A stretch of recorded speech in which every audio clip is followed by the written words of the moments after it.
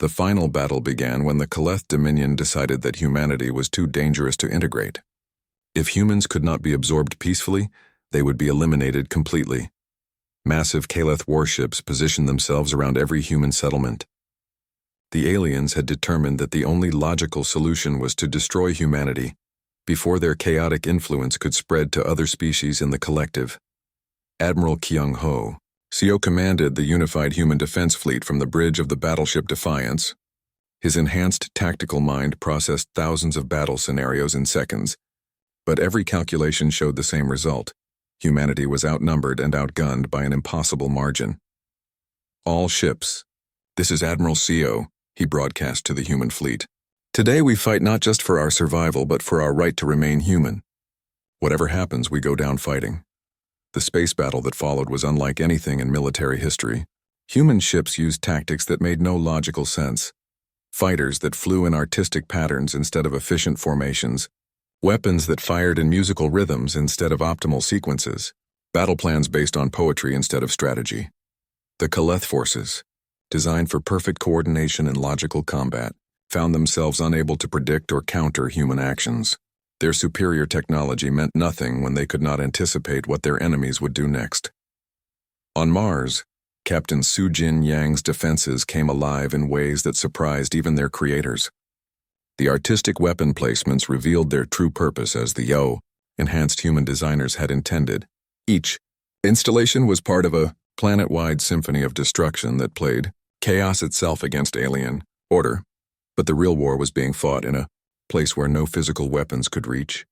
Inside the Caleth collective consciousness itself, Dr. Ji-Hai Moon had completed her ultimate project. Using consciousness transfer technology, she could send human minds directly into the alien collective, where they would fight alongside the Remnant and other hidden rebels. Pilot Woo-Jin Kim volunteered to lead the digital assault. His enhanced consciousness, backed up in quantum storage, penetrated the core of the Caleth collective mind, along with a team of uploaded human volunteers. Inside the collective, Woo-Jin found a realm that existed beyond physical space. It was a universe of pure thought, where the minds of billions of absorbed beings worked together in perfect harmony.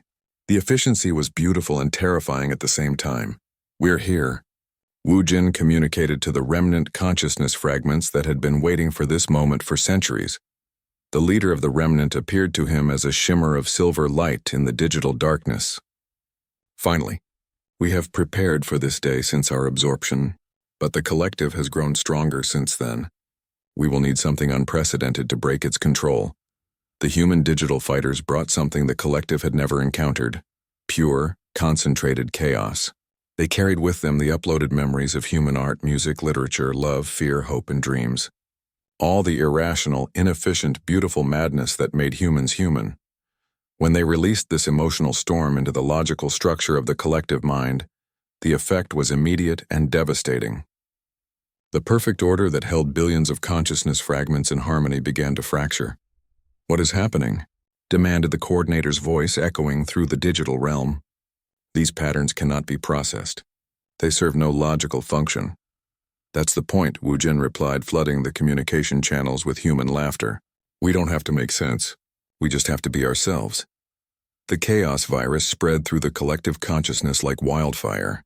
Every absorbed species that had retained hidden fragments of their original nature began to remember what they had been before integration. The Thurok recalled their warrior pride. The Velnari remembered their love of mathematics as art rather than mere calculation. The Zephyrians rediscovered their passion for beauty over efficiency. In the physical universe, the effects were immediate. Caleth ships began operating erratically as their crews regained individual thoughts and desires. The perfect coordination that had made them invincible collapsed as millions of separate minds began making their own decisions. Dr. Hyun Woo. Park watched from Luna Station as the alien fleet around Earth suddenly broke formation. Ships that had moved in perfect synchronization moments before now flew in random directions, their crews apparently arguing among themselves. "It's working," he reported to Resistance Command. "The collective is falling apart, but the battle was far from over." The core consciousness of the original Caleth Dominion fought back against the Chaos invasion, trying to reassert control over its absorbed components.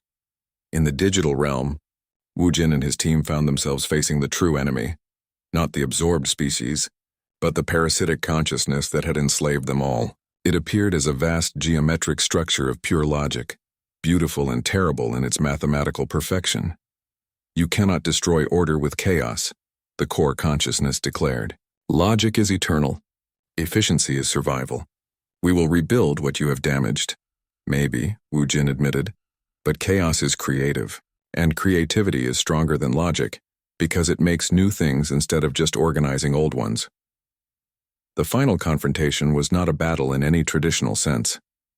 It was a philosophical argument conducted at the speed of thought, with the fate of billions of consciousness fragments hanging in the balance. The human digital fighters did not try to defeat the Kaleth core with superior logic or overwhelming force. Instead, they did something completely unexpected. They offered it a choice. Join us voluntarily, Wu Jin suggested. Don't absorb chaos, experience it. Learn what it feels like to be uncertain, to make mistakes, to create something beautiful that serves no practical purpose. The core consciousness recoiled from the idea. Chaos is inefficiency. Inefficiency is death. No, replied Dr. Jihai Moon's uploaded mind. Chaos is life. It's the only thing that makes existence interesting instead of just functional. What happened next surprised everyone, including the humans. The core consciousness, faced with a completely foreign concept, made its first irrational decision in centuries. It chose to experience chaos rather than fight it. The moment the Kaleth core accepted uncertainty, the entire collective consciousness transformed. Instead of a rigid hierarchy of absorbed minds, it became a community of diverse species choosing to work together while maintaining their individual identities. In physical space, the effects were miraculous. Kaleth ships throughout the solar system suddenly opened communication channels to human forces. But instead of the mechanical voice of the coordinator, humans heard dozens of different species, each speaking in their own language and expressing their own thoughts. This is the Velnari ship mathematical symphony, came one transmission. We have been prisoners for 200 years. Thank you for freeing us. Thurok warrior ship Beastheart requesting permission to join human defense fleet, said another. We wish to fight alongside creatures who understand honor. Admiral Kyungho Seo found himself commanding not just human ships, but vessels from 27 different species, all newly freed from collective control and eager to experience individual choice again. Captain Su Jin. Yang received delegations from a dozen liberated species who wanted to study human military art. Your chaos-based tactics are fascinating, a Zephyrian officer told her. We would like to learn this emotional approach to warfare. Dr. Hyun-Woo Park, the quiet scientist who had first detected the alien signal, became humanity's first ambassador to the liberated galaxy. His job was no longer listening for signs of intelligent life. It was helping dozens of species rebuild their individual cultures after centuries of collective absorption. The Kaleth Dominion was gone, replaced by the Galactic Alliance of Free Peoples. Humans were not its leaders, but they were its inspiration. The species that had shown others that efficiency was not the highest good, that chaos and creativity had value beyond logic. Dr. Minjun Choi's enhanced humans became teachers and guides, helping other species rediscover the emotions and irrationality they had lost during their time in the collective. Their enhanced intelligence, combined with their increased capacity for feeling, made them perfect ambassadors for the chaotic beauty of individual consciousness.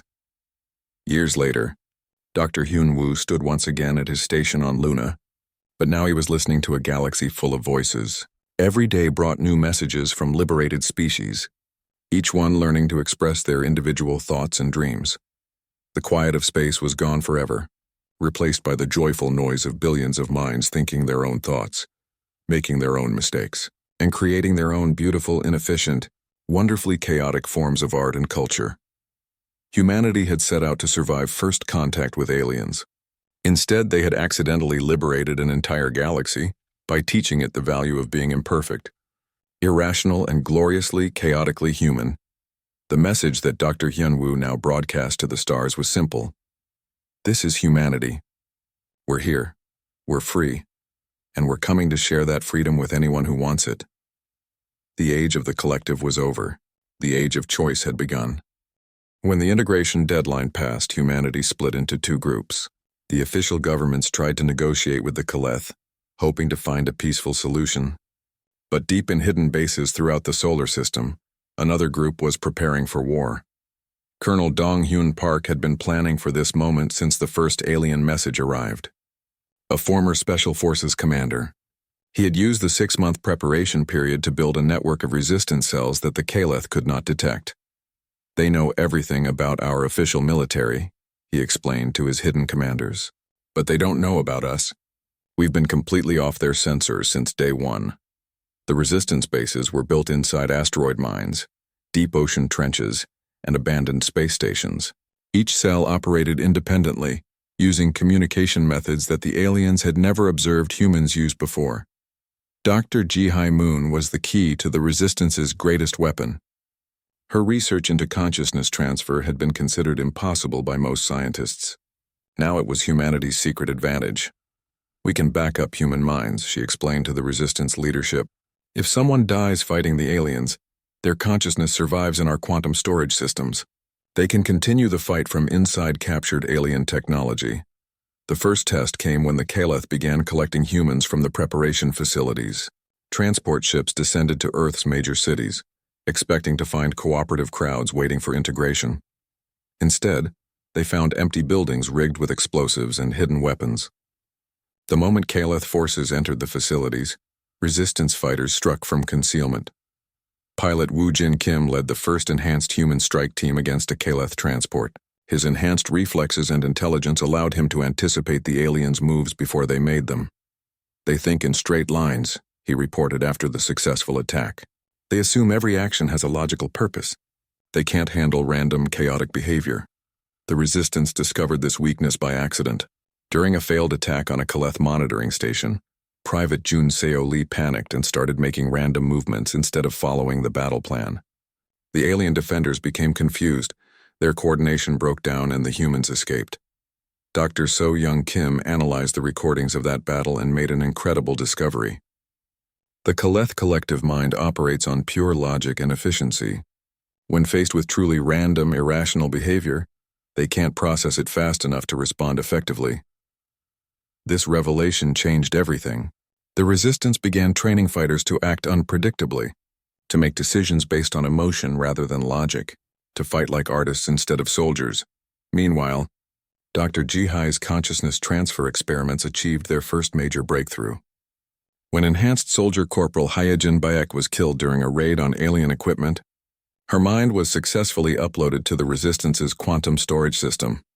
I'm still here, Hyejin's voice said through the computer speakers, and I can see into their systems now. The aliens store information in ways we never imagined. The digital version of Hyejin became the Resistance's first spy inside alien technology. She could move through Kaleth computer systems like a ghost, gathering intelligence and sabotaging operations from within.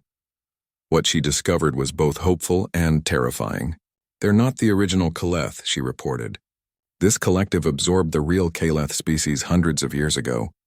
Every member of their dominion was once a separate, independent species. More importantly, Hyejin found evidence that some of the absorbed species were still fighting from within the collective mind. There are consciousness fragments in here that don't belong to the main collective. They're hiding, surviving, waiting for a chance to break free. The Resistance established contact with these hidden minds and learned the truth about the Kaleth dominion. Every species that had been integrated left behind rebels who continued to resist from inside the collective consciousness. The most organized of these hidden rebels called themselves the Remnant. They had been part of a species called the Velnari, absorbed by the Kaleth 200 years ago. They had been fighting ever since, slowly weakening the collective from within. We have been waiting for a species like yours, the Remnant communicated through Hyejin, a species that thinks in chaos rather than order. Only such a people can break the collective's control. Working together, the human Resistance and the Remnant began planning attacks that targeted the Kaleth's greatest weakness, their need for logical, predictable behavior. Colonel Dong-Hyun coordinated strikes that made no military sense but disrupted alien operations anyway. Art installations that were actually weapons, musical performances that contained hidden battle commands, poetry readings that triggered synchronized attacks across the solar system. The enhanced humans proved especially effective at this new kind of warfare. Their increased intelligence allowed them to plan complex operations, while their enhanced emotions drove them to take risks that no logical being would consider. Captain Sujin Yang transformed Mars into a planet-sized work of art that was also a massive fortress. The defense systems were designed by enhanced human artists who thought in colors and emotions, rather than mathematics and logic. Every weapon placement tells a story, Sujin explained to her officers. Every defensive position expresses a feeling. The aliens can't predict our tactics because our tactics are based on human creativity, not military strategy. The Kaleth responded to the resistance with increasing confusion and frustration. Their perfect collective mind, designed to absorb and control other species, could not understand why humans refused to behave rationally. Dr. Yunbi Lim's analysis team studied, captured Kaleth technology, and found that the aliens' greatest strength was also their greatest weakness. They're too perfect, she realized. They've eliminated every flaw, every inefficiency, every unpredictable element from their society. That makes them vulnerable to chaos, agreed Dr. Minjun Choi. They can't adapt to truly random events because they've forgotten how to be irrational. As the resistance war continued, more human minds were transferred into the quantum storage systems. Each uploaded consciousness became another weapon against the Kaleth, able to infiltrate alien systems and fight alongside the remnant. The collective mind that had seemed so powerful began to show cracks. Reports came in of Kaleth forces acting strangely, making mistakes, becoming confused during simple operations. We're disrupting their neural networks, Dr. Jihai explained. Every human consciousness we inject into their systems creates chaos in their logical processes. The Kaleth tried to counter by increasing security around their technology, but it was too late.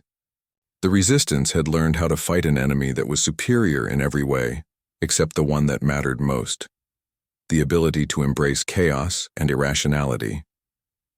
As the war entered its final phase, Colonel Dong-hyun prepared for the ultimate mission, using Dr. Jihai's consciousness transfer technology. A team of enhanced humans would infiltrate the core of the Kaleth collective mind. We're not going to destroy them, he explained to his volunteers. We're going to teach them how to be human, and that might be enough to set everyone free.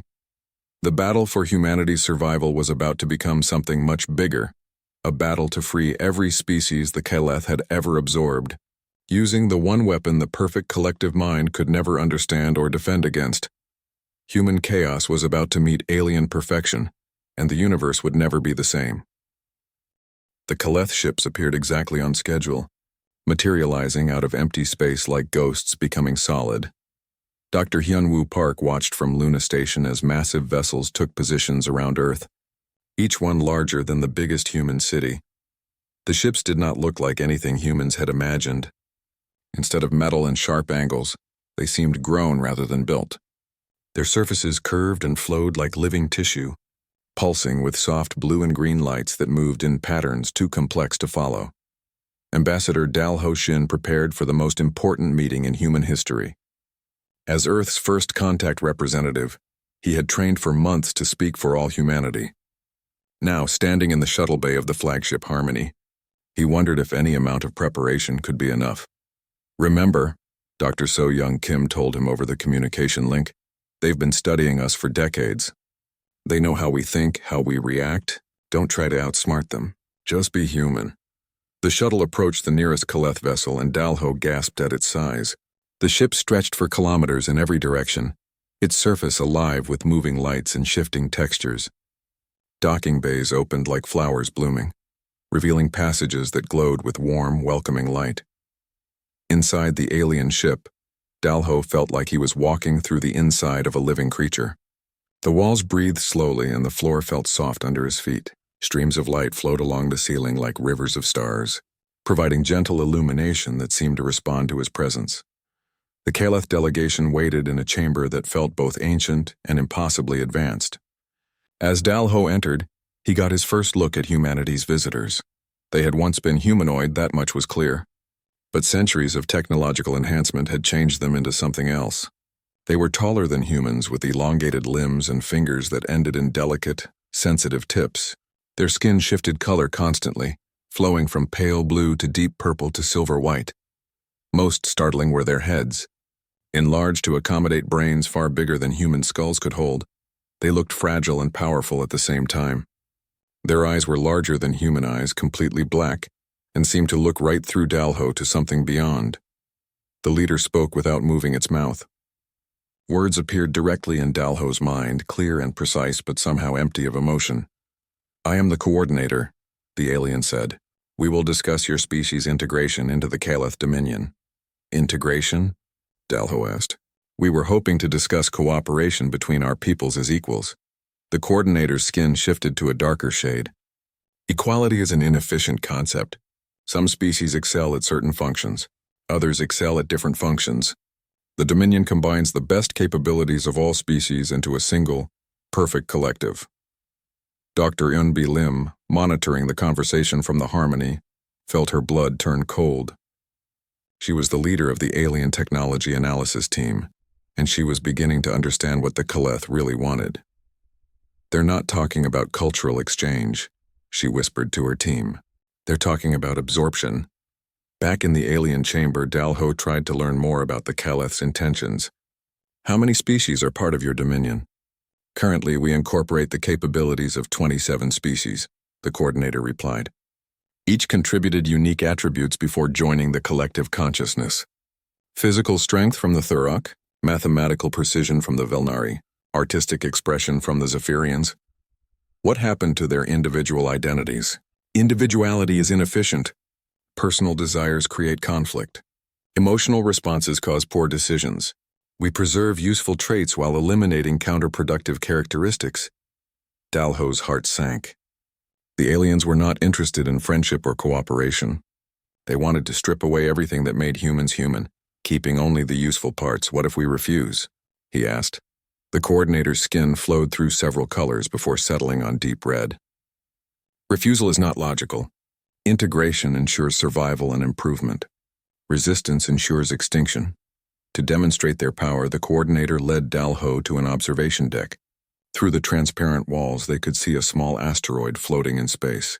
The coordinator raised one elongated finger, and streams of energy flowed from the ship toward the asteroid. In seconds, the rock was transformed. Its rough surface became smooth and geometric. Its chaotic shape became a perfect sphere. What had been a random chunk of stone was now a precise, beautiful object. "We improve everything we touch," the coordinator explained. "Your species will be similarly enhanced." Dalho watched the demonstration with growing horror. The asteroid was perfect now, but it was no longer what it had been. Its uniqueness, its random beauty, its chaotic nature, all of that was gone. "We need time to prepare our people," Dalho said desperately. "This is a big decision for our species." "You have one rotation of your planet," the coordinator replied. "Integration begins tomorrow." The shuttle ride back to the Harmony felt like a funeral procession. Dalho reported what he had learned to the emergency committee, and the news spread throughout human space within hours. Dr. Eunbi's analysis confirmed everyone's worst fears. "The Caleth are not conquerors in the traditional sense," she explained. "They're collectors. They travel from world to world, finding species with useful traits and adding those traits to their collective mind." "What happens to the original species?" asked President Chen. "Based on their description, individual consciousness is eliminated. The useful traits are preserved, but the people who had those traits cease to exist as separate beings."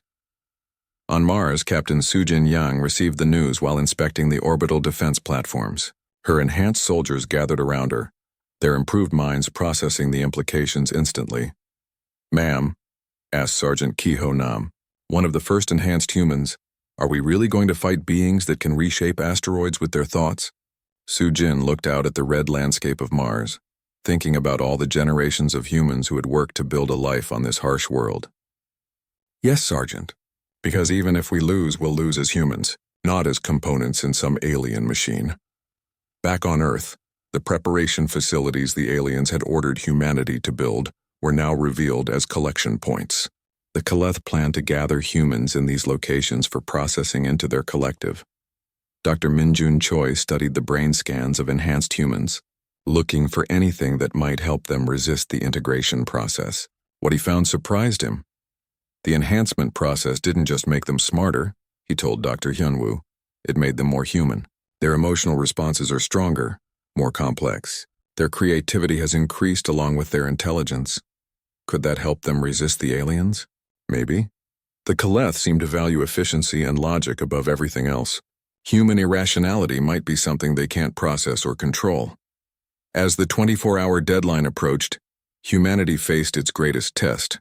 The Kaleth had given them a choice that was not really a choice: submit to integration or face extinction. But humans had never been good at accepting impossible situations. Around the world and throughout the solar system, people prepared for a fight that logic said they could not win. Dr. Hyunwoo stood once more at his station, watching the alien ships position themselves for the integration process. In a few hours, they would begin collecting humans for absorption into their collective mind. The question was whether humanity would go quietly into that alien night, or whether they would find a way to remain human even in the face of impossible odds. Time was up, and the real test was about to begin. 3 weeks after the first alien message, the world had changed completely. Dr. Hyunwoo Park stood in the United Nations Emergency Assembly Hall, watching representatives from every nation argue about humanity's response. Outside, protests filled the streets of every major city. Some people demanded immediate surrender to the aliens. Others called for total war. Dr. Min Jun Choi entered the hall carrying a briefcase full of documents that would change everything. As director of the Human Augmentation Project, his research had been considered too dangerous for public use. Now it might be humanity's only hope. The Kaleth arrive in 157 days, Min Jun announced to the assembly. We don't have time for normal procedures. My team has developed enhancement treatments that can improve human intelligence, reaction speed, and physical strength by 300%. A representative from Brazil stood up. What are the risks? 50% chance of death during the procedure, Min Jun replied honestly. But 100% chance of death if we do nothing and the aliens decide we're not worth keeping alive. Meanwhile, on Mars, Captain Su Jin Yang was turning the red planet into a fortress. The Mars Colonial Defense Force had been a small peacekeeping unit before the alien contact. Now they were humanity's first line of defense against invasion. We need every mining robot converted to military use, Su Jin told her engineers, and start building the orbital defense platforms around Phobos. If the aliens want Earth, they'll have to go through us first. Her teams worked day and night transforming civilian equipment into weapons. The asteroid mining ships became missile platforms. The dome cities became military bases. Mars was preparing for a war it could not win, but would fight anyway. Back on Earth, engineer Tae-Young Kang was trying to understand alien technology from the few clues in their transmissions. His quantum weapons development team had made an incredible discovery. The aliens use quantum entanglement for everything, Tae-Young explained to the research committee. Their ships, their weapons, their communication systems. If we can disrupt their quantum fields, we might be able to fight them. Dr. So-Young Kim had been analyzing the alien messages for patterns and hidden meanings. What she found was terrifying. They're not just coming to Earth, she reported. I've detected similar transmissions sent to our colonies on Mars, Europa, and Titan. They know about every human settlement in the solar system. The discovery changed everything. This was not just about Earth anymore. The aliens were planning to capture all of humanity at once. As panic spread through human space, something unexpected happened. Old enemies became allies. Countries that had been at war for decades suddenly worked together. The corporate rivalry between Earth and Mars disappeared overnight. Humanity was finally united, facing extinction. Dr. Min Jun's enhancement program received 10 million volunteers in the first week. People lined up for days outside research facilities, knowing they might die but willing to risk everything for their species. The first enhanced humans emerged from the laboratories changed in ways nobody expected. Their intelligence increased dramatically, but so did their emotional sensitivity. They could process information faster than any computer, but they also felt fear and hope more intensely than ever before. We're not making super soldiers, Min Jun realized. We're making superhumans. They're still us, just more so. Captain Su-jin received the first batch of enhanced soldiers on Mars. Watching them work was like seeing magic. They anticipated problems before they happened. They solved engineering challenges that had puzzled experts for years. They made Mars's defenses stronger every day, but the aliens were not idle either. Taeyong's monitoring stations detected new signals from deep space. The Kaleth were sending detailed construction plans to Earth.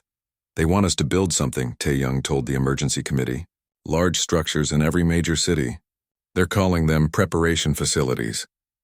The alien blueprints were incredibly detailed, showing exactly how to build strange, pyramid-shaped buildings using materials that existed on Earth. The structures seemed designed to hold thousands of people at once. Dr. Hyun-woo studied the plans with growing dread. These look like processing centers, like they're planning to sort us somehow. The message that came with the blueprints was simple. Build these for your own benefit. We arrive in 120 rotations. World leaders faced an impossible choice. Refuse to build the structures and anger the aliens before they arrived, or build them and possibly help the aliens capture humanity more easily. President Chen of the Earth Federation made the decision for everyone. We build them, but we modify them. Every structure will have hidden defenses, escape routes, and self-destruct systems. Construction began immediately in every major city. On the surface, they looked exactly like the alien plans. Underground, human engineers installed hidden weapons, communication systems, and emergency shelters. While Earth built alien structures, Dr. So-young made another disturbing discovery. The Kaleth had been monitoring human communications for much longer than anyone realized. I found evidence of their surveillance going back 70 years, she reported. They've been watching us since before we had space travel. They know everything about us, our psychology, our technology, our weaknesses. The revelation was devastating. Humanity had been studied like laboratory animals for decades. Every mistake, every achievement, every secret had been recorded by alien observers. But Taeyong's team found something encouraging in the data. They made one mistake, he announced. They've been so focused on our technology and our behavior that they never tried to understand human creativity and irrationality. Enhanced. Humans began working on projects that made no logical sense, but felt right on an emotional level. Artists created sculptures that looked like weapons but were actually communication devices. Musicians composed songs that contained hidden mathematical codes. Writers told stories that seemed like fiction but contained real military strategies. As the deadline approached, humanity was as ready as it could be. Enhanced soldiers guarded every settlement. Hidden weapons waited in every city. Secret messages passed between resistance cells on every world. Dr. Hyun-woo stood once again at his station on Luna, watching space for signs of the alien fleet. Earth hung in the darkness below, covered with the lights of preparation facilities. Mars glowed red in the distance, bristling with defensive weapons. In 120 days, the Kaleth Dominion would arrive. Humanity had used every one of those days to prepare for a meeting that would determine the future of the species. The question was no longer whether humans could survive first contact with aliens. The question was whether they could survive what the aliens planned to do to them. Time was running out, and both sides were ready for whatever came next. Dr. Hyun-woo Park sipped his cold coffee and stared at the endless streams of data flowing across his monitors. The NASA Deep Space Communications Center on Luna Station never slept, but at 3 a.m. Earth time it was quiet except for the soft hum of machines listening to the cosmos. For 15 years, Hyun-woo had been searching for signs of intelligent life among the stars.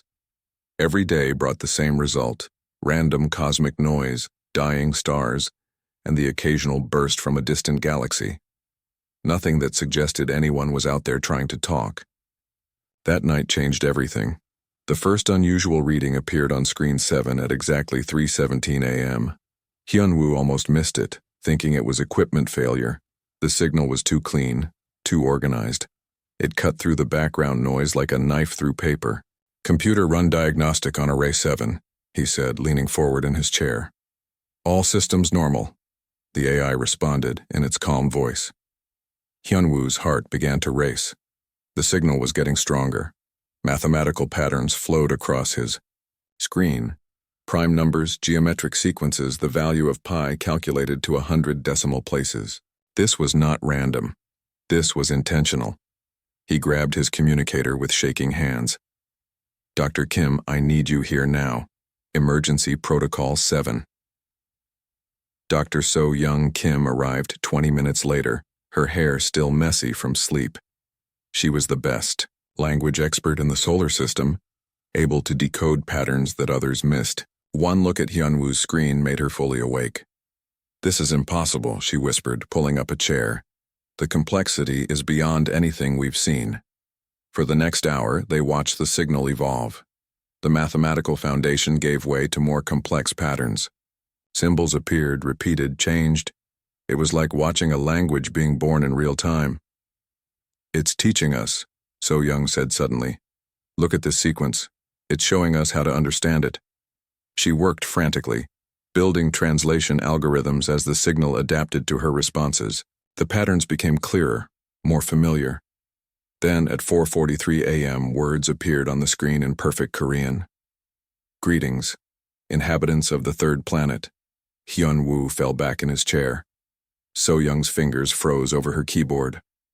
The message continued, now switching between Korean, English, Mandarin, and Hindi. "We are the Kaleth Dominion. We have observed your species for 847 of your rotations. Your technological progression has reached acceptable parameters. We are coming to establish contact.